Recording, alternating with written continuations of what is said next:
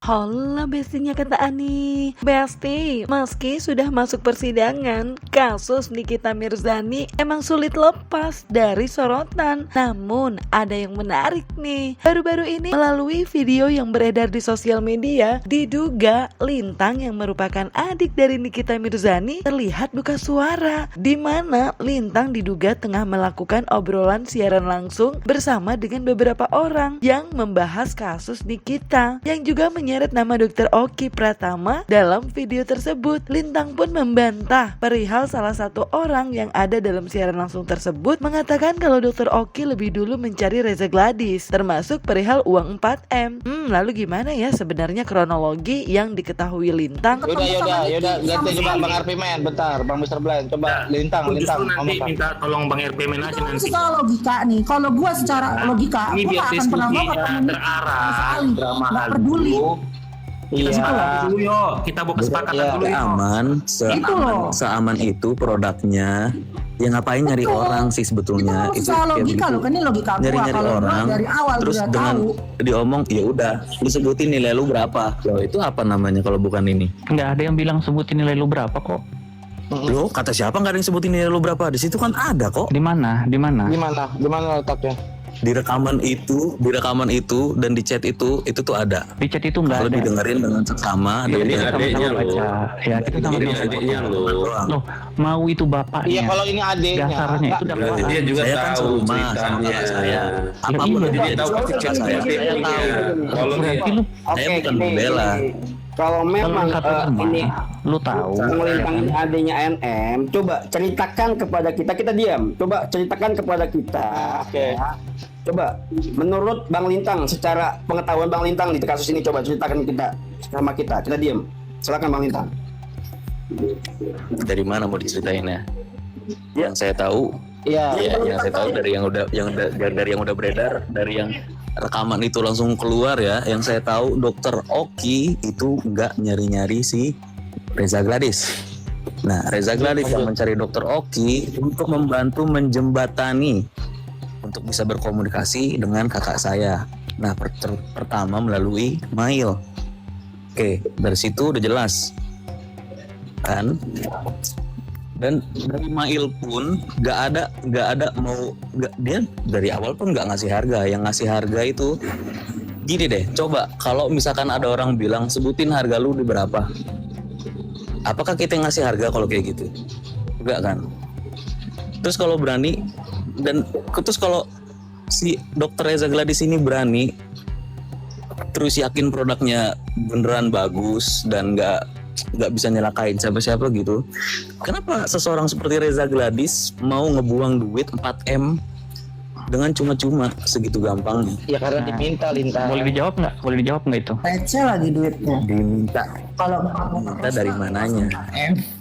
Nih, Nggak ada diminta, itu tuh nggak ada permintaan. ini kita Bijaksana kita ngeluarin. Lintang. Oke, berapa harga lu? Kita dari pihak kakak saya nggak ada nih. Ya, dari Nggak ada mail nge-state berapa harga gitu, duluan.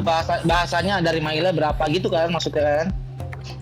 Kan kalimatnya gitu, nggak ada kalimat harga lu berapa. harga lu berapa tuh nggak ada. Dari Nggak ada, mailnya yang ada berapa. gini, dari mail berapa, ya itu Iya, yang betul, maksudnya dari- ya kan? Ya, Dari makanya mailnya kalau berapa? bicara itu jangan Iya. via karang-karang, nggak boleh. Lu Harus Apa yang sesuai. tertulis, apa yang Harus tertuang sesuai, itu yang Pak. kita bicarakan. Ini Jangan Lintang, di dalam surat dakwaan, di surat dakwaan, di situ nggak ada bahasa yang tadi Lintang sebutin tuh. Yang ada nih, dia berkomunikasi diminta terkait masalah uang yang, bentar. Gimana sih isi percakapan yang di transkrip? Itu ada transkripnya, tetapi kaitan dengan produk apa yang tadi Lintang bilang itu nggak ada kaitannya karena dia membahasnya bukan hanya produk. Dan ini indikasi dia membahas bukan soal produk juga, itu berdasarkan di dakwaan jaksa ya. Di situ sudah disebutkan Dr. Reza Gladys penipu, ya kan? Dokter penipu. Kayak siapa? Kayak Reza, ya. Di situ juga disebutkan dia kulitnya abu-abu. Pertanyaan gua, kalau kulit abu-abu itu berkaitan soal produk bukan, udah pasti kan? Nah, terus apalagi yang soal masalah waria tubles, itu ada kaitannya nggak sama ada kaitannya nggak sama produk? Bukan juga, ya kan? Lalu ada percakapan antara NM dengan IM yang membicarakan Dr. Reza Gladys akan dihancurkan kredibilitasnya sebagai Besti, diduga tak ingin lagi berdebat, diduga Lintang pun akhirnya memutuskan untuk turun dari siaran langsungnya ketika salah satu yang mengikuti live tersebut membahas perihal pasal 368 dan 369 serta dugaan tentang upaya Fahmi Bahmid dalam membela Nikita. Sementara itu Besti, Fahmi Bahmid sendiri dalam wawancaranya bersama awak media masih dengan teguh dengan pendapatnya yang merasa hilangnya pasal 368 dan perubahan pasal 369 tidak bisa dilakukan lantaran bukan delik aduan. Bisa jadi adalah orang yang seperti kita yang mengkritisi ini bisa jadi orang yang menyelamatkan pola pikir yang mungkin circle dari NM-nya itu sendiri, termasuk NM-nya juga. Karena gua kalau memang melakukan suatu pembelaan bukan berupaya bagaimana caranya klien gue itu bisa menang. Ini sesuai dengan ini gua kasih kutipan ya Lintang ya dari Ketua Pradi Indonesia Profesor Dr. Otto Hasibuan. Ketika pengacara sudah berpikir bahwa pengacara klien ini harus menang, pada akhirnya dia akan tersesat sama pemikiran dia, sama jalannya dia sendiri. Itu makanya gue mengkritisi, gue menegakkan nih bahwa pasal 369 itu terkait pemerasan juga. Omongan gue bisa dipertanggungjawabkan nih karena memang itulah tafsir bunyi 369. Kalau 369 Bang Fahmi nih ya menyampaikan di ruang publik, ya kan, seolah-olah akhirnya mereka masyarakat yang lain mengiyakan, mengamini. Oh iya ya, pemerasannya kok dihapus, kok diganti pencemaran nama baik? Bukan gitu. Sama-sama kok itu pemerasan, cuman caranya berbeda. Yang satu melalui ancaman kekerasan, yang 369 melalui ancaman pencemaran nama baik. Bintang, itu doang, gua nggak ada lagi. Siap. Ya, tapi gini Pak, itu kan dakwaan. Ya, saya cuma main logika aja dah. Ya memang faktanya di dalam surat dakwaan yang saya terima tidak ada pasalnya. Jadi awal dari perkara ini adalah adanya pasal pemerasan yang diatur dalam pasal 368. Baik dalam proses laporan polisi, penyidikan maupun penetapan tersangka semuanya adalah pasal 368 tentang seseorang melakukan pemerasan. Tapi pada proses penuntutan di dalam dakwaan jaksa penuntut umum, pasal pemerasan yang ada di pasal 368 itu dihapuskan. Yang dimunculkan adalah pasal KUHP ya, 369 ayat 1 tentang pencemaran secara lisan atau tertulis yang akan membuka rahasia dan akan menguntungkan diri sendiri. Itu pasalnya seperti itu. Dan itulah yang menjadi masalah karena pasal tersebut adalah bukan delik pidana umum tapi delik aduan. Nah, kalau delik aduan pasal 369 ayat 2 itu harus ada yang lapor. Tidak bisa dirubah seperti itu.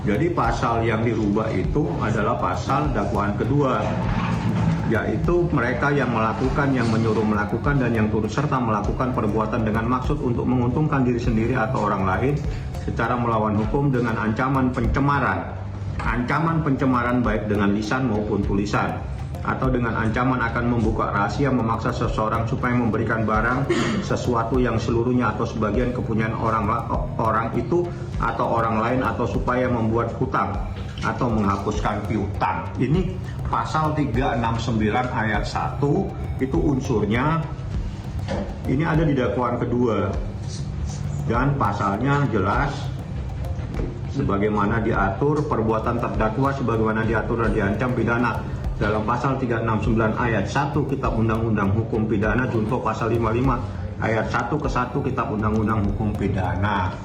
Nah, dengan adanya dakwaan yang saya bacakan, maka pasal 368 tentang pemerasan itu dihapuskan oleh jaksa penuntut umum, sehingga pemahaman yang selama ini ada di mana di kita disangka telah melakukan pemerasan itu dihapus oleh jaksa. Namun kita hanya didakwa melakukan pencemaran lisan dan tertulis untuk mendapatkan sesuatu seperti itulah. Nah, tak hanya perihal perubahan pasal 368 yang menurut Fahmi Bahmid tidak bisa dilakukan karena merupakan delik aduan mengenai tuntutan permintaan maaf dari Reza Gladys kepada Nikita yang diberikan waktu 7x24 jam pun diserahkan kepada Reza karena hal itu merupakan pilihannya. Sama dengan pihaknya yang juga memiliki pilihan lain jika tuntutan permintaan Reza Gladys tidak juga dilakukan dalam kurun waktu yang ditentukan. Bicara soal Reza Gladys sendiri Besti, Zanzabella dalam unggahan video di akun TikToknya pun terlihat membahas perihal dugaan bantahannya tentang Niki yang sebelumnya mengaku tidak kenal Reza Gladys. Namun ia menduga hal itu tidak benar Besti. Ya kan kita suruh orang minta maaf. Kalau orang tidak minta maaf kan ya urusannya dia. Kita kan tidak bisa. Namanya orang minta maaf itu ya kita hanya minta bahwa ada sesuatu yang salah. Di mana Anda pernah melaporkan Nikita itu melakukan pemerasan.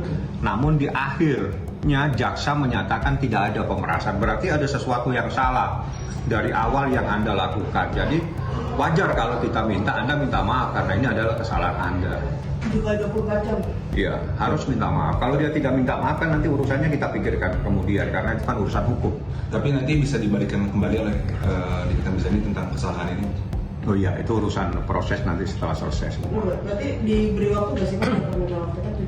Iya, udah kita kasih waktu. Itu nanti, jadi permintaan maaf itu adalah moral.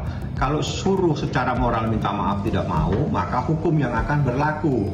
Kalau hukum yang berlaku berarti proses hukum. Apakah kita laporkan atau tidak, kita tunggulah proses lebih lanjut seperti itu. Tapi permintaan maaf yang dimaksudkan ini permintaan maaf kepada kita atau kepada publik? Nggak ada urusan dengan publik, kan yang dilaporkan kan Nikita. Iya, tapi di hadapan publik atau khusus ke Nikita? Ya kalau dia mau harusnya di hadapan publik. Kalau mau ketemu juga nggak ada masalah. Yang penting minta maaf, Anda telah salah menyatakan Nikita melakukan pemerasan. Intinya cuma itu. Anda selama ini menyatakan Niki melakukan pemerasan, tapi itu dihapus oleh jaksa. Berarti ada kesalahan dari awal yang Anda lakukan. Nah, saya meminta Anda minta maaf. Gentle dong, kalau emang salah Anda minta maaf. Kenapa? Tapi sejauh ini udah ada komunikasi Bang dari pihak Reza Gladys? Saya nggak kenal, jadi nggak mungkin. Jadi orang bisa berkomunikasi itu kalau kenal. Kalau nggak kenal bagaimana bisa berkomunikasi? Belum persidangan aja, gue itu udah yakin kalau yang benar itu Dr. Reza Gladys ya. NM itu penipu. Kemarin dia bilang nggak kenal kan? Nih videonya 4 tahun yang lalu. Tengok saking pengennya dia, tengok ya kata-katanya. Satu, dia bilang siapa tahu tasnya buat gue. Satu, yang kedua sampai ngelus-ngelus lututnya Dr. Reza Gladys. Apakah ini akan terulang? Dia akan menyembah-nyembah lututnya Dr. Reza Gladys. Ini videonya. Apa?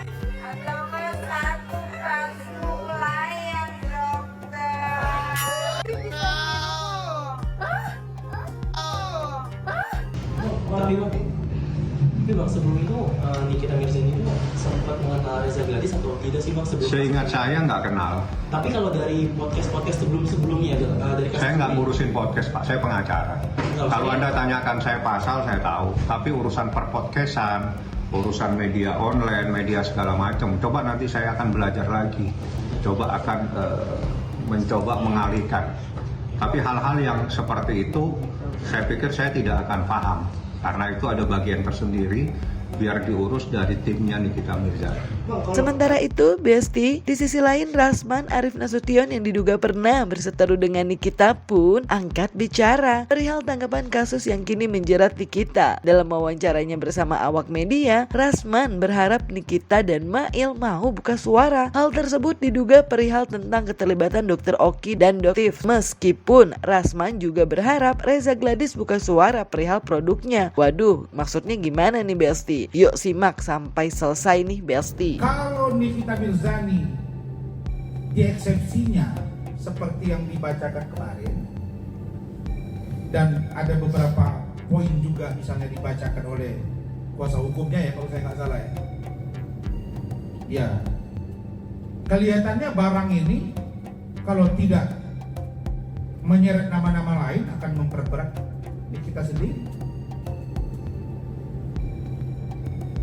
Kenapa? Karena kelihatannya dia akan menanggung sendiri. Padahal dalam dugaan kita ada pihak lain. Jadi ada yang datang ke situ, yang ciuman lah, yang kemudian cipika-cipiki, memberi support dan lain sebagainya. Kalau dari gestur kelihatannya saya menduga ada pihak lain. Malah kalau saya lihat di media sosial itu heboh, kayaknya salaman dari saudari dokter detektif itu tidak disambut baik oleh MM. Apakah mereka pecah kongsi atau tidak, ya saya tidak tahu. Tapi saya mau pesan satu kepada Nikita, beranilah untuk bersuara. Jangan tanggung deritamu sendiri, Mail juga. Karena apa?